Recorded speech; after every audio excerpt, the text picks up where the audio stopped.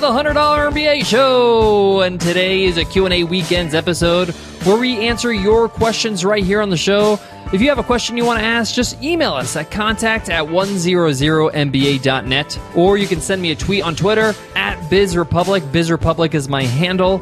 As always, I'm your host, your coach, your teacher, Omar Zenhom. I'm also the co-founder of the $100 MBA, a complete business training and community online. Make sure you check out our free course and our free guides over at 100mba.net. We just added a new guide, 12 steps to creating an online course.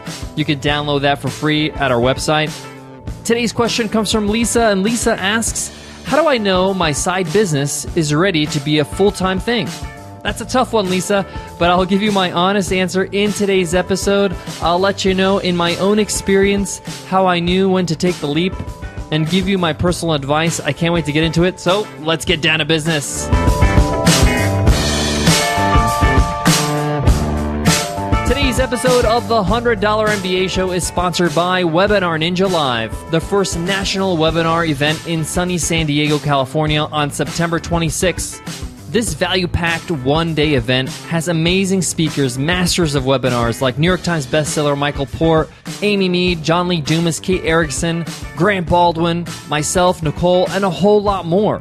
Learn everything from marketing your webinar to teaching and selling on one. Matthew Kimberly is giving a session on how to sell without selling out. And this is happening in the beautiful MOPA Theater here in sunny San Diego.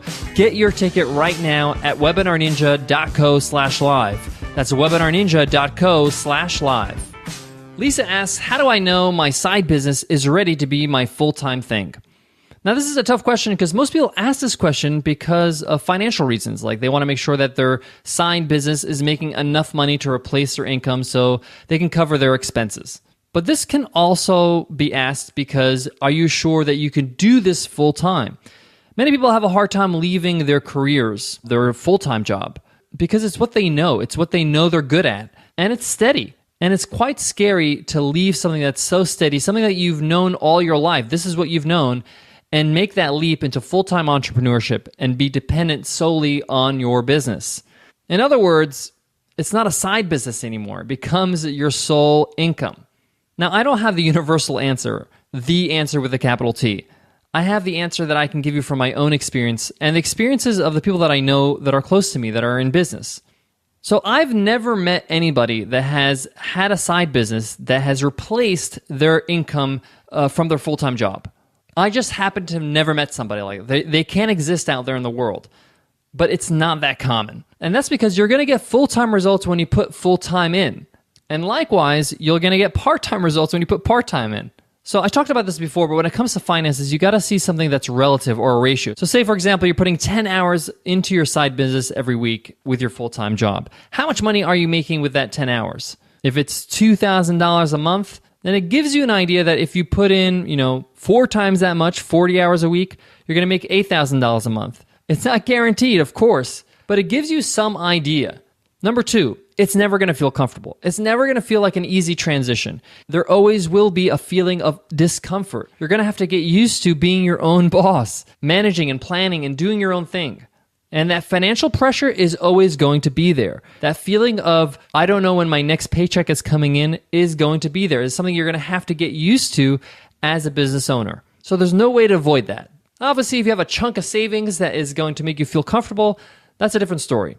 That'll help you soften the blow a little bit until you get up on your feet. But most people that do have that savings don't feel the pressure and really don't start seeing their business go into full force until they start feeling a little bit of motivation.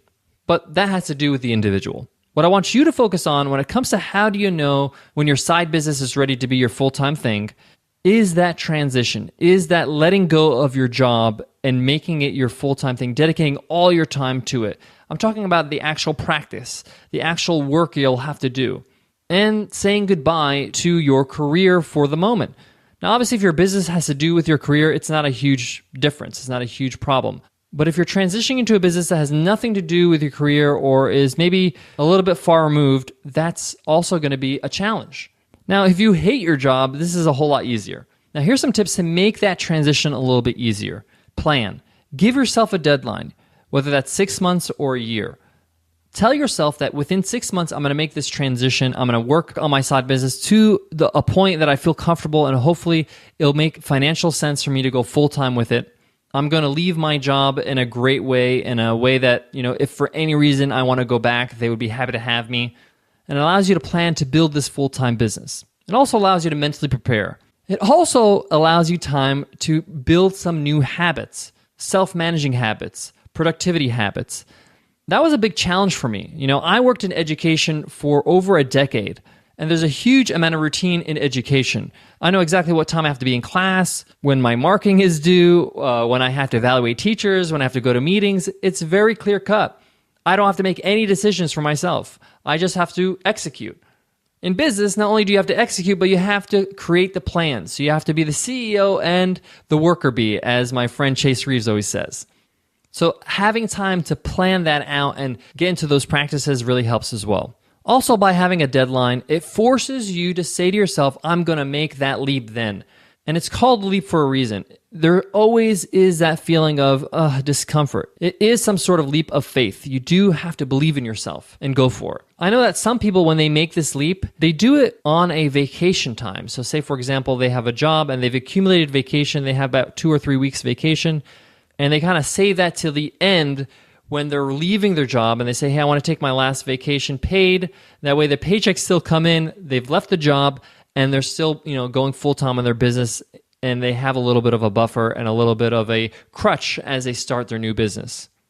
Guys, I got more on today's topic, but before that, I got to give love to today's sponsor, Biz Filings. Biz Filings is where you go to incorporate your business with step-by-step guidance from on-demand experts. If you want the job done right, you've got to go to the experts.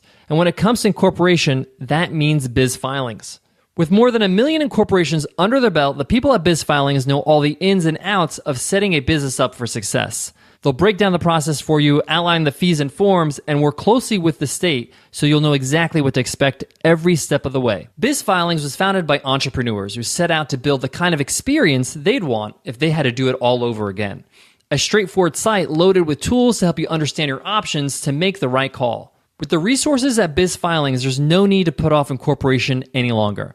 Get started today with a free guide at bizfilings.com/start. That's biz, B-I-Z, filings, filings.com/start. The last piece of advice I want to give with today's question, how do I know my side business is ready to be my full-time thing, is understand that going full-time is a huge reality. It's inevitable. That's why the deadline's important. You have to commit to it. You have to see that it's a real thing. It can really happen, and it's not just some sort of dream that you've been dreaming about all your life. You might already have some traction with your side business. You might be making some money. You might be having some growth going on in your mailing list or in your business itself. Use that as confirmation that you could do this, that you can make it your full-time thing. A lot of us, we limit ourselves. We say, hey, this is cool and fun on the side, but I'm not sure if I could do this full-time. You gotta give yourself a shot. I'm a believer that you should plan and give yourself time to be successful. But I'm also a believer that time goes by, and you don't want too much time to go by where it just becomes a what if. What if I did this? I wish I did fulfill my dreams. I wish I did fulfill, the business I always wanted. I wish I took my side business and made it my full-time thing. I sure never regretted it. I'm so happy I made that leap. And even though I wish I did it sooner, I'm glad I did it when I did it. All right, guys, I hope that helps, and I hope you enjoyed today's episode.